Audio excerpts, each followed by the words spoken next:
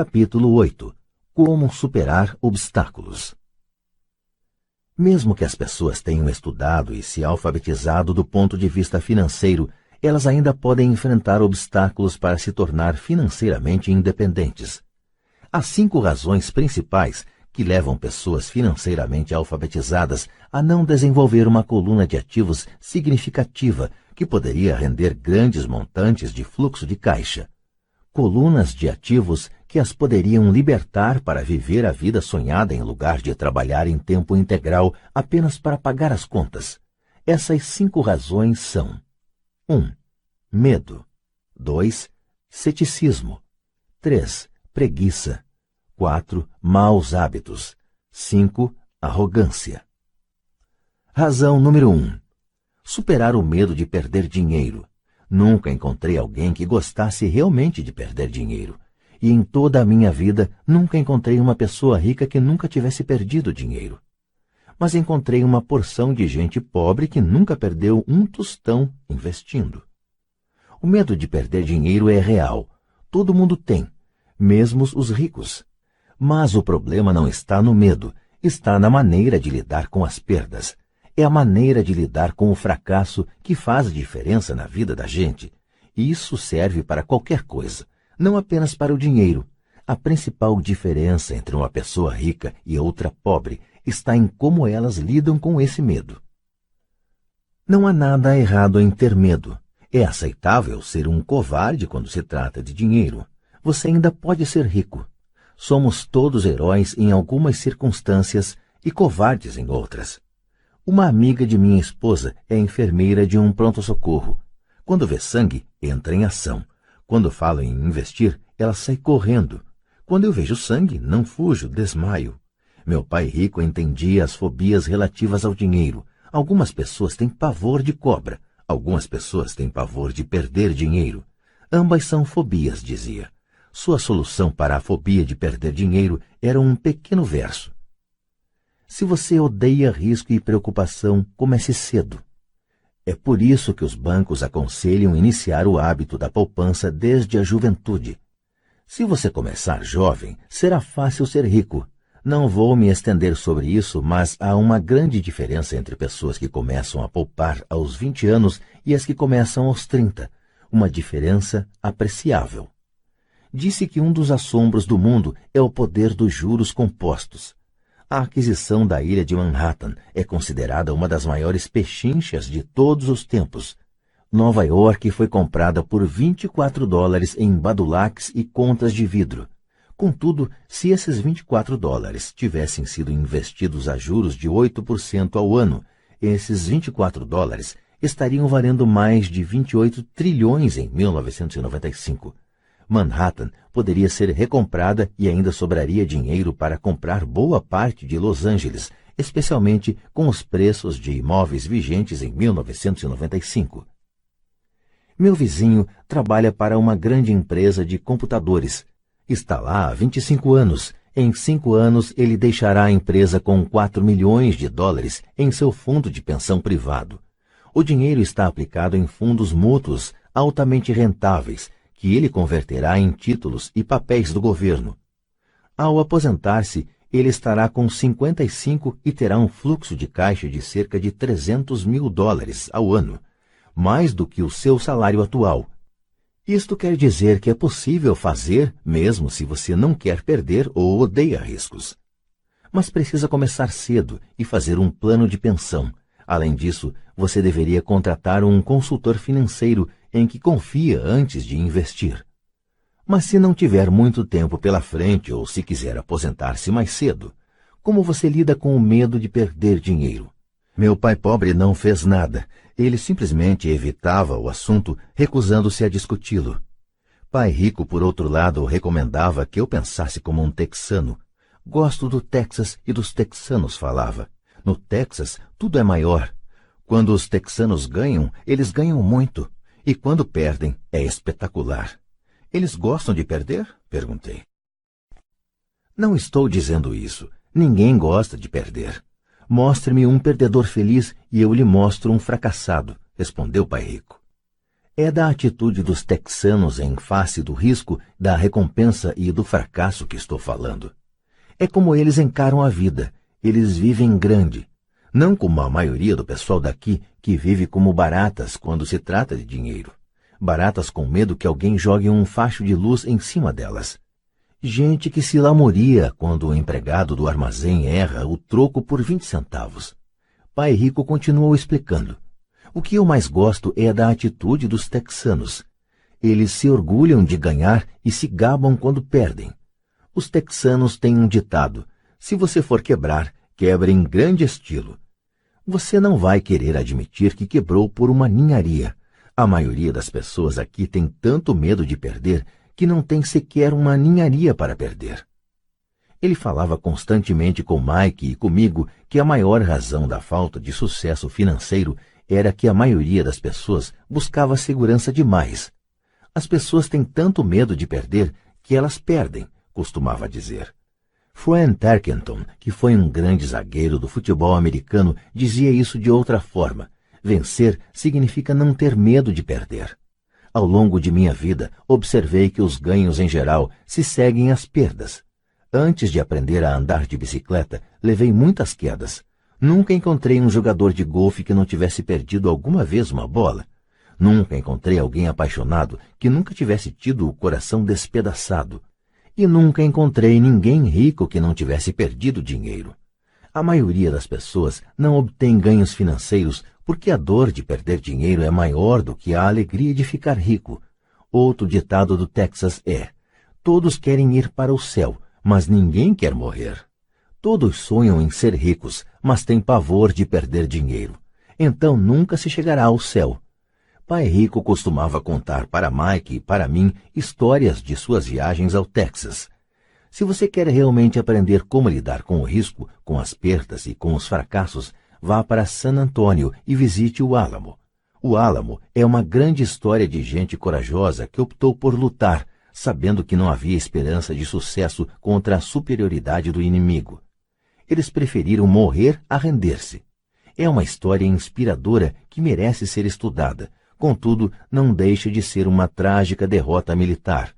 Eles levaram um chute no traseiro, um fracasso se quiserem, perderam. Então, como é que os texanos lidam com o fracasso? Eles ainda gritam: lembre-se do Álamo. Mike e eu ouvimos esta história muitas vezes. Pai Rico sempre as repetia quando estava entrando em um grande negócio e ficava nervoso. Depois que tinha estudado tudo e era pegar ou largar, ele nos contava a história.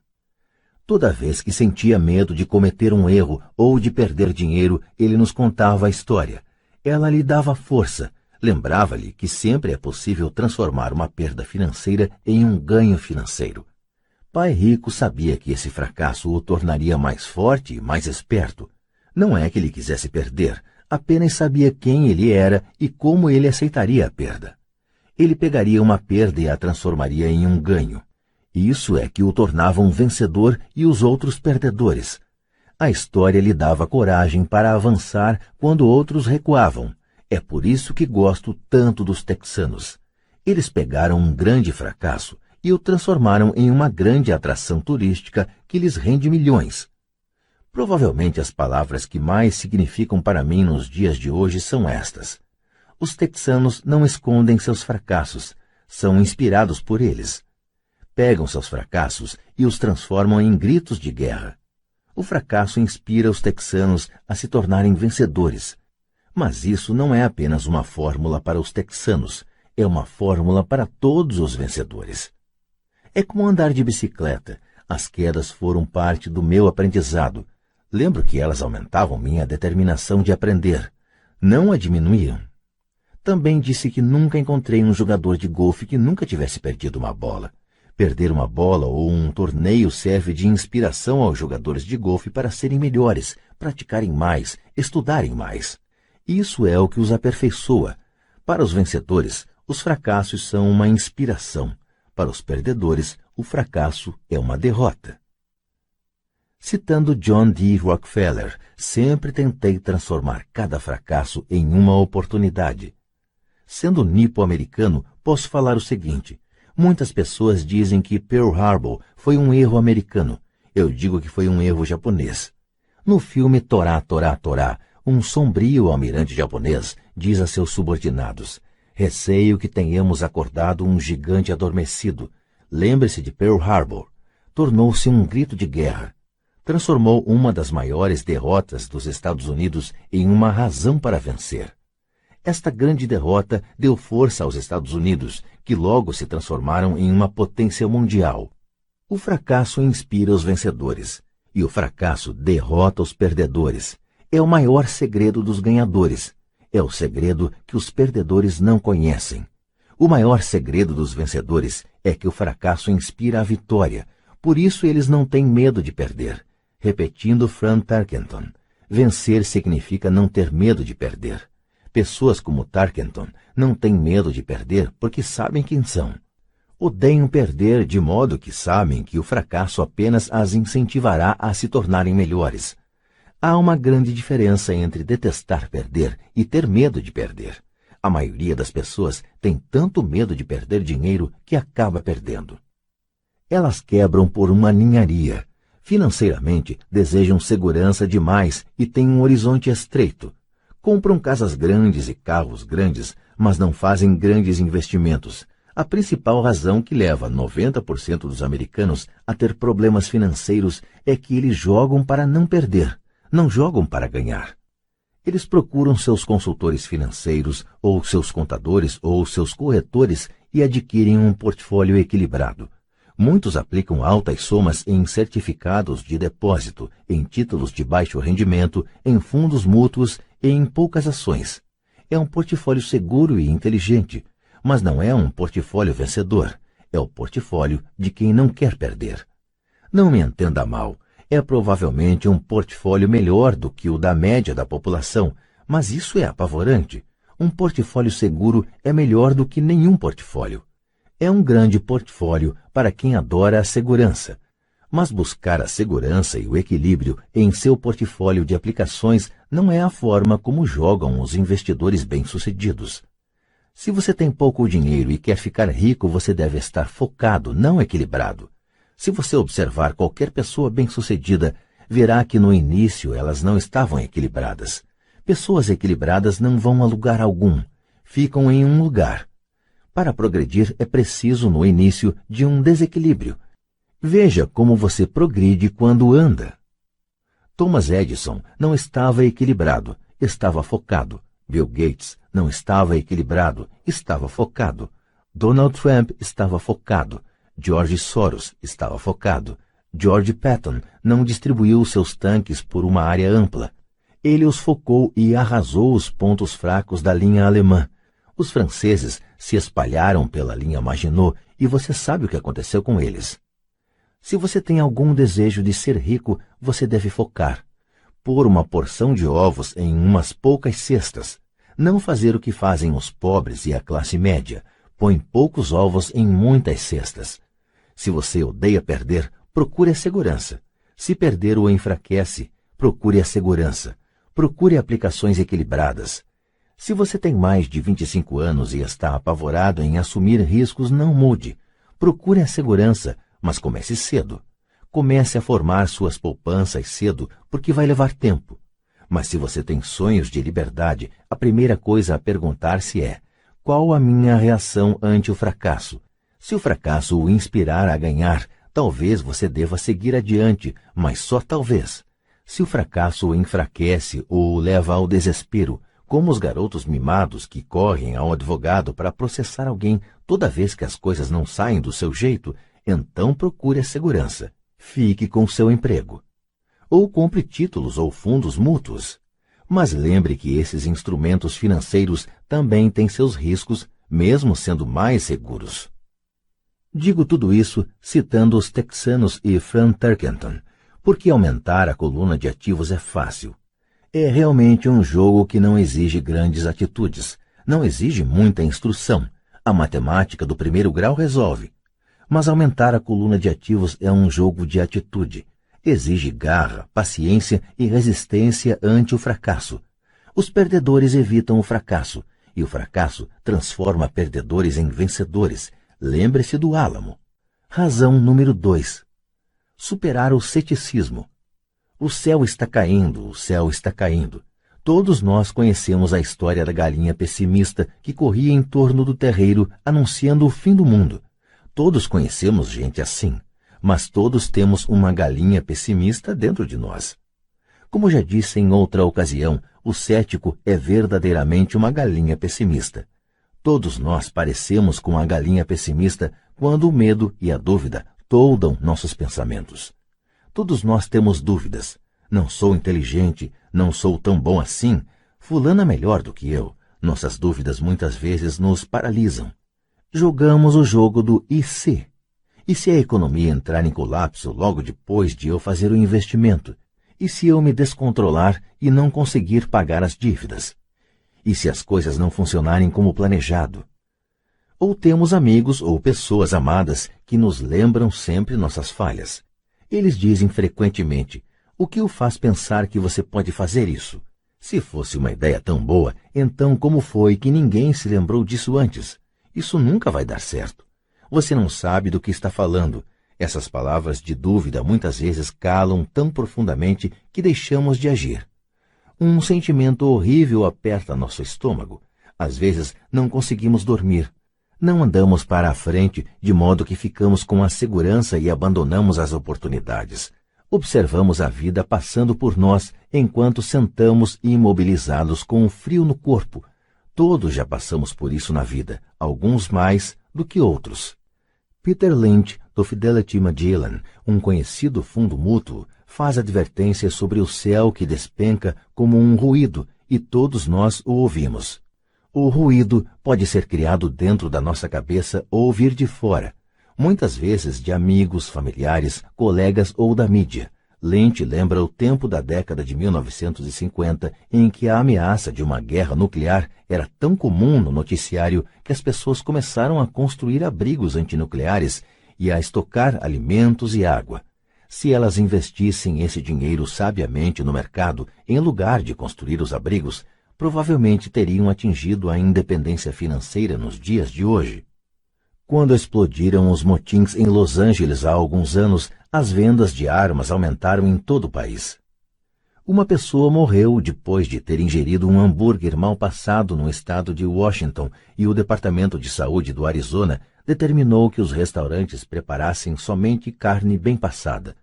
Uma empresa farmacêutica divulgou nacionalmente um anúncio de televisão mostrando pessoas gripadas. O anúncio foi divulgado em fevereiro. Os casos de gripe aumentaram, bem como as vendas do medicamento anunciado.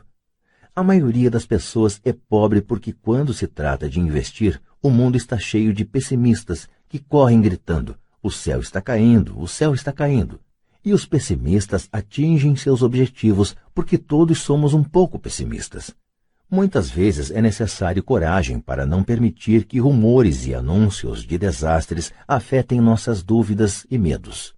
Em 1992, um amigo chamado Richard foi de Boston a Phoenix para visitar minha mulher e eu.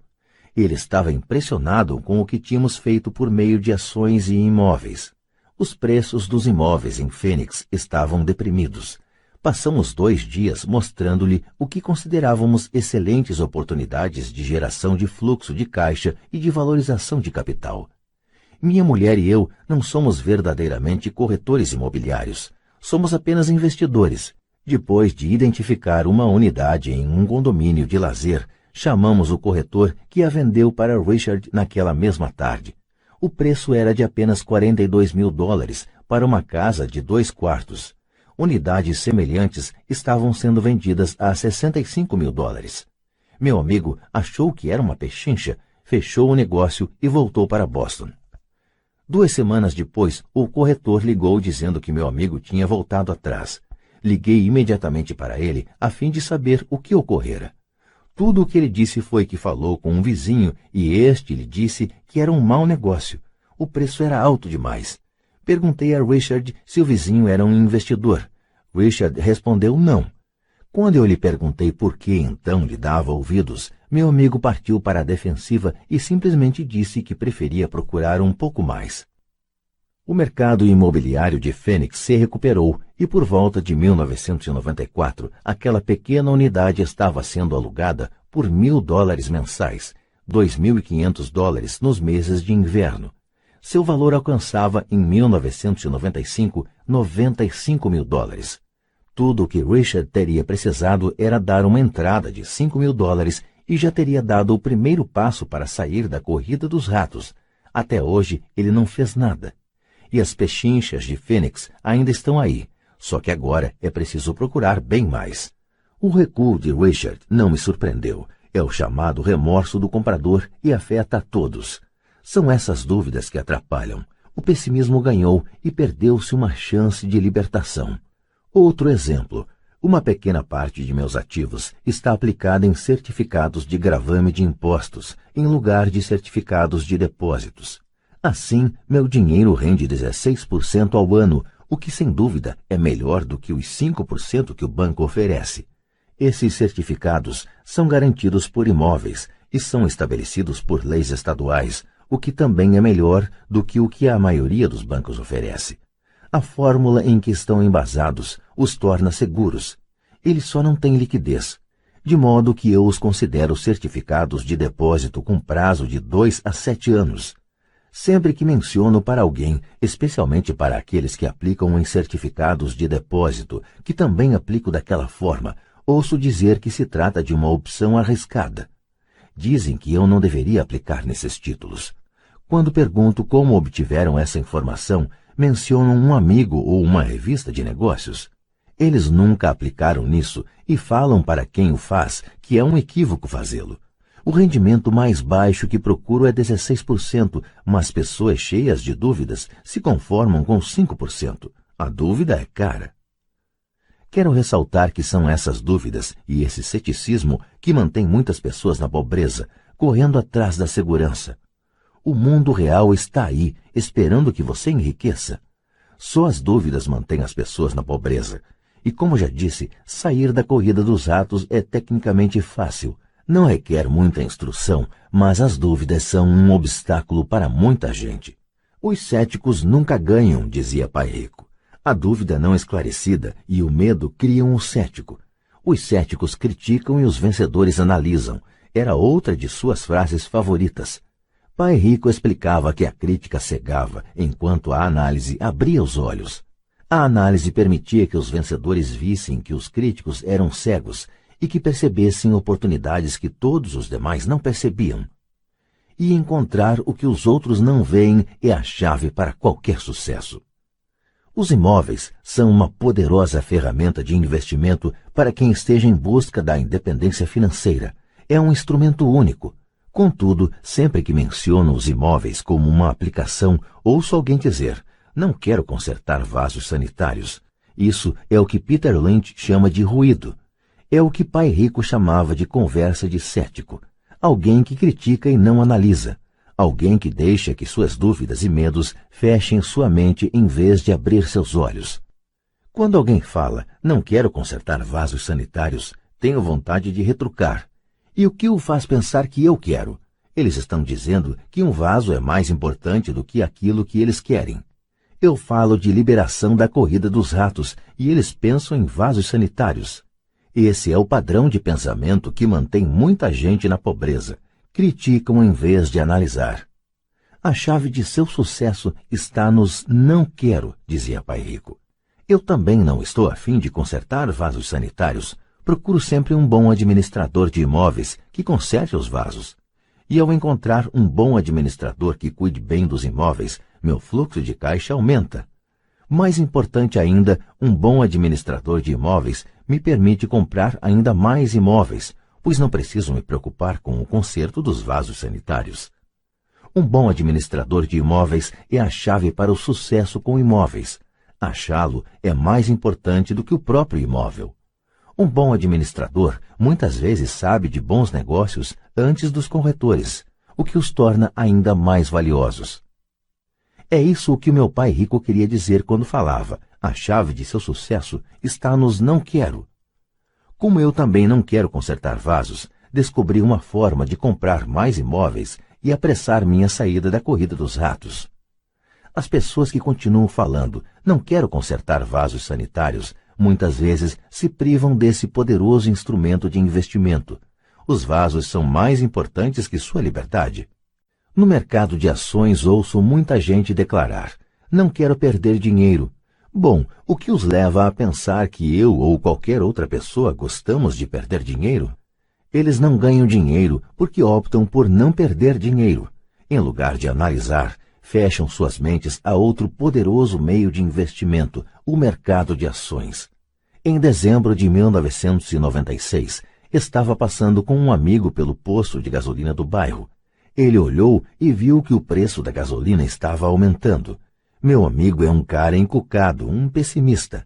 Para ele, o céu está sempre a ponto de cair, e em geral cai sobre sua cabeça. Quando chegamos em casa, ele me expôs todas as estatísticas que mostravam por que o preço do petróleo deveria aumentar nos próximos anos. Estatísticas que eu nunca vira antes, mesmo quando eu já tinha um substancial bloco de ações de uma empresa petrolífera. Com essa informação em mãos, comecei a procurar e achei uma nova empresa petrolífera que estava a ponto de descobrir algumas jazidas. Meu corretor ficou entusiasmado com essa nova empresa e eu comprei 15.000 ações por 65 centavos cada uma. Em fevereiro de 1997, enquanto escrevo este livro, o mesmo amigo e eu passamos pelo mesmo posto de gasolina e, de fato, o preço do combustível subira cerca de 15%. Novamente o pessimista se preocupou e se queixou. Eu sorri porque em janeiro desse mesmo ano o preço daquelas ações da pequena empresa petrolífera já valiam $3 cada uma. E o preço da gasolina deverá continuar aumentando se o que o meu amigo diz for verdade. Em vez de analisar, os pessimistas fecham suas mentes. Se a maioria das pessoas entendesse como uma ordem de stop funciona nos investimentos em ações, haveria mais gente investindo para ganhar do que para não perder. O stop é simplesmente um comando de computador que vende automaticamente suas ações se o preço começa a cair, ajudando-o a minimizar as perdas e a maximizar alguns ganhos. É uma grande ferramenta para aqueles que têm pavor de perder. Por isso, sempre que ouço pessoas preocupadas com os não quero em vez de pensar no que querem, sei que o ruído de suas cabeças deve ser grande. O pessimista se apoderou delas e grita: o céu cai, os vasos sanitários estão enguiçando. Assim, elas evitam seus não quero, mas pagam um preço alto. Nunca conseguirão o que querem na vida. Pai Rico me mostrou uma maneira de olhar o pessimista. Faça o que fez o Coronel Sanders. Com 66 anos de idade, ele perdeu seu negócio e começou a viver da aposentadoria da Seguridade Social. Não era o suficiente. Ele começou a percorrer o país tentando vender sua receita de galinha frita. Ela foi recusada 1.009 vezes antes que alguém dissesse sim. E ele acabou se tornando um multimilionário em uma idade em que a maioria das pessoas está desistindo.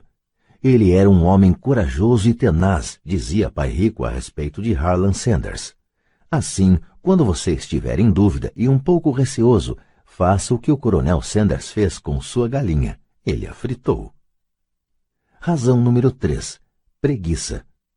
Pessoas ocupadas são, com frequência, preguiçosas. Todos nós conhecemos histórias do homem de negócios que trabalha arduamente para ganhar dinheiro. Ele dá duro para ser um bom provedor de sua mulher e de seus filhos. Ele passa longas horas no escritório e leva trabalho para casa nos fins de semana. Um dia, ao chegar em casa, encontra-a vazia. Sua esposa foi embora com as crianças. Ele sabia que estava tendo problemas com a esposa, mas em vez de esforçar-se em fortalecer a relação, ele se dedicou ao trabalho. Desiludido, seu desempenho no emprego declina e ele é demitido. Hoje em dia, encontro frequentemente gente muito ocupada para cuidar de sua riqueza, e há pessoas muito ocupadas para cuidar da própria saúde. A causa é a mesma. Estão ocupadas e continuam ocupadas como forma de evitar algo que não desejam enfrentar. Ninguém precisa lhes dizer isso. No seu íntimo, elas sabem. De fato, se você falar sobre o assunto com elas, elas respondem muitas vezes com raiva ou irritação. Se não estão ocupadas com o trabalho ou com as crianças, muitas vezes estão ocupadas assistindo à televisão, jogando golfe ou fazendo compras. Contudo, lá no fundo sabem que estão fugindo de algo importante. Essa é a forma mais comum de preguiça. A preguiça mantendo-se ocupado. E qual é a cura para a preguiça? A resposta está em um pouco de ambição. Muitos de nós fomos educados pensando que a ambição ou a ganância é algo ruim. Pessoas gananciosas são más, dizia minha mãe. Contudo, todos nós temos o desejo de possuir coisas belas, novas ou empolgantes. Para manter essa emoção de desejo sob controle, muitas vezes os pais encontram formas de suprir esse sentimento com culpa. Você só pensa em você mesmo, não sabe que tem irmãos e irmãs? Era uma das frases favoritas da minha mãe. Ou, você quer que eu compre o que para você? Repetia meu pai. Você pensa que fabricamos dinheiro? Você pensa que o dinheiro dá em árvore? Você sabe que não somos ricos. Não eram tanto as palavras, mas o sentimento de culpa que as acompanhava, o que me deixava possesso. O reverso da criação desse sentimento de culpa era: sacrifico minha vida para lhe comprar isto. Estou comprando para você porque nunca tive coisas assim quando criança. Tenho um vizinho que está totalmente falido, mas que não consegue colocar o carro na sua garagem. A garagem está cheia de brinquedos das crianças. Esses garotos mimados têm tudo o que sonham. Não quero que saibam o que é passar necessidade, diz o pai. Ele não tem um tostão guardado para mandar os filhos para a universidade ou para ele mesmo se aposentar, mas seus filhos têm todos os brinquedos possíveis. Recentemente, recebeu pelo correio um novo cartão de crédito e levou os filhos para conhecer Las Vegas. Faço isso pelos garotos, diz com ar de grande sacrifício. Pai rico proibia que se dissesse não dá para comprar. Na casa de minha família de verdade escutava isso a toda hora. Já pai rico queria que seus filhos dissessem: como posso comprar isso? Ele considerava que as palavras não dá para comprar fechavam o cérebro. Você não precisava pensar mais. Como posso comprar isso? Era uma forma de abrir a mente, obrigava você a pensar e buscar alternativas. Mais importante do que isso, ele considerava que não dá para comprar é uma mentira, e o espírito humano sabe disso. O espírito humano é poderoso, muito poderoso, dizia. Quando sua mente preguiçosa repete não dá para comprar, uma guerra se estabelece dentro de você. Seu espírito se enfurece e sua mente preguiçosa deve defender a mentira dita. O espírito grita: vamos para a academia fazer exercícios. E a mente preguiçosa responde: estou cansada, trabalhei muito hoje. Ou o espírito humano diz: estou cansado de ser pobre. Vamos sair daqui e enriquecer. E a mente preguiçosa fala: pessoas ricas são gananciosas. Além disso, dá muito trabalho, não é seguro. Posso perder dinheiro. Do jeito que está, já trabalho muito. Já tenho que fazer coisa demais no emprego. Veja o que tenho que fazer hoje à noite. O chefe quer que eu entregue de manhã. Não dá para comprar. Também traz tristeza, uma sensação de desamparo que leva ao desânimo e muitas vezes à depressão. Apatia é outra palavra que se aplica. Como posso comprar isso? Abre possibilidades, empolgação e sonhos. Pai rico não estava tão preocupado com o que você queria comprar, mas esse como posso comprar isso fortalece a mente e dinamiza o espírito. Assim, raramente ele dava alguma coisa a Mike ou a mim. Em vez disso, perguntava: como você pode comprar isso? E isso incluía a mensalidade da universidade que nós tínhamos que pagar com nosso dinheiro. Não era o objetivo, mas o processo de atingir o objetivo que desejávamos, o que ele procurava passar para nós. O problema é que hoje sinto que milhões de pessoas se sentem culpadas por sua ambição. É um condicionamento que vem da infância. Elas desejam ter melhores condições que a vida oferece.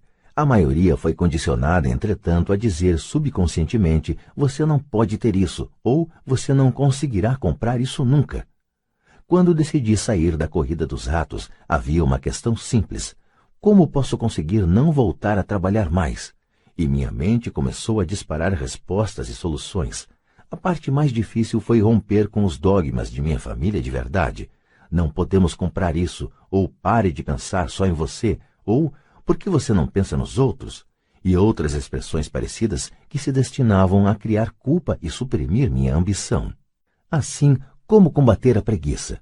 A resposta está em um pouco de ambição. É como diz aquela estação de rádio W2FM, o que há aí para mim? A pessoa precisa sentar e pensar, o que há aí para mim se sou saudável, sexy e tenho boa aparência? Como seria minha vida se eu nunca tivesse que voltar a trabalhar? O que seria de mim se eu tivesse todo o dinheiro de que preciso? Sem esse pouco de ambição, não há o desejo de ter algo melhor, de progredir. Vamos à escola e estudamos muito porque queremos algo melhor.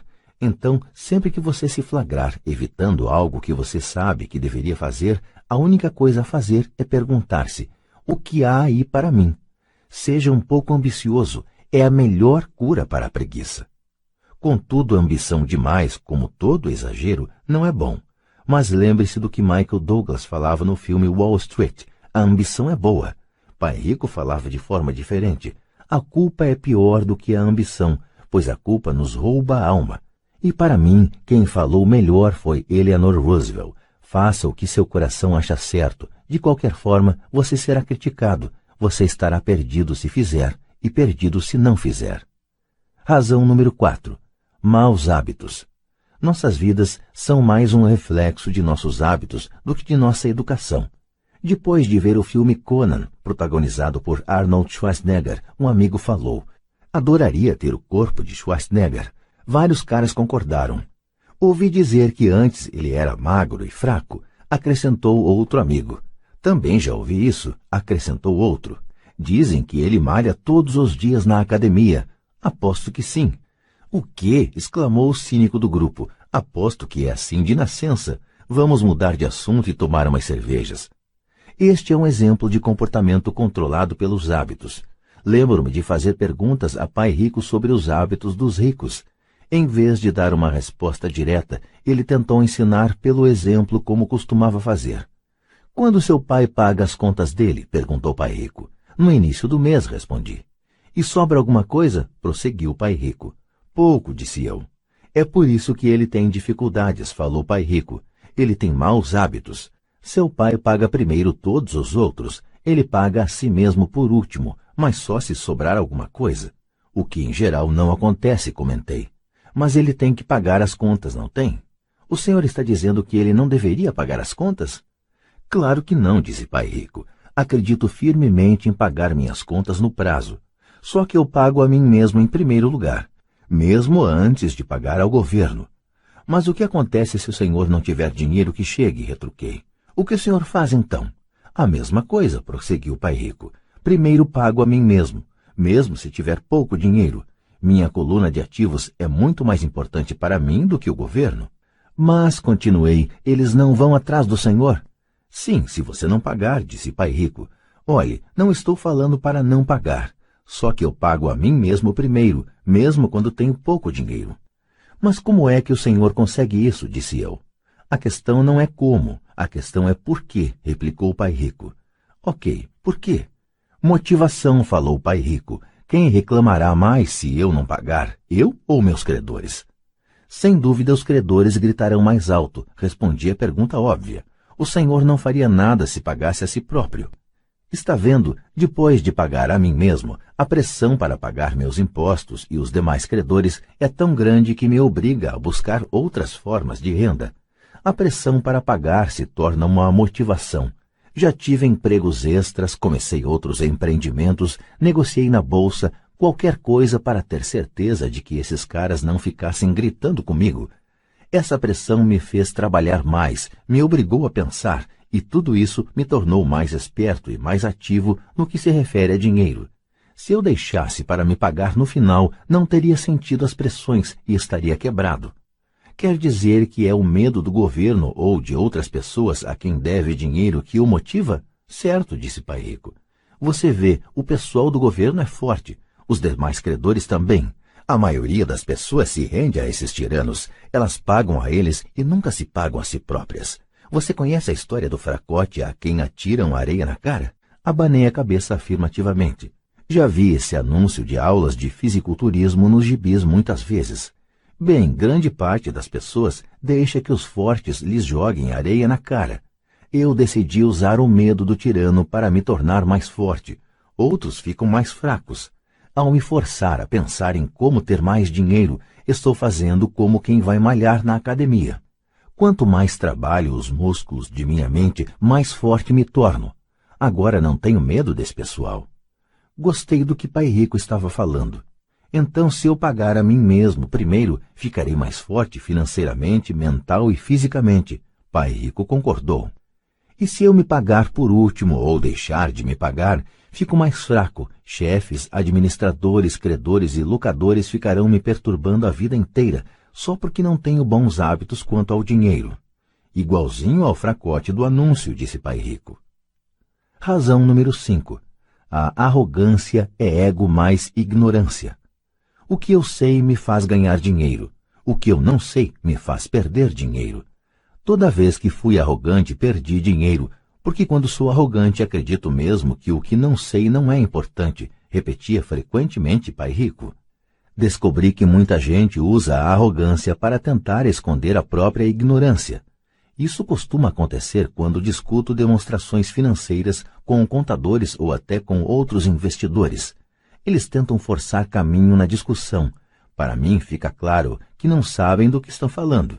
Não estão mentindo, mas também não estão falando a verdade. Há muita gente no mundo do dinheiro, das finanças e do investimento que não tem nenhuma ideia do que está falando. A maioria das pessoas do setor fica fazendo proposições de venda vazias, como as de um vendedor de carros usados. Quando você for ignorante a respeito de um assunto, comece a instruir-se achando um especialista ou um livro sobre o tema.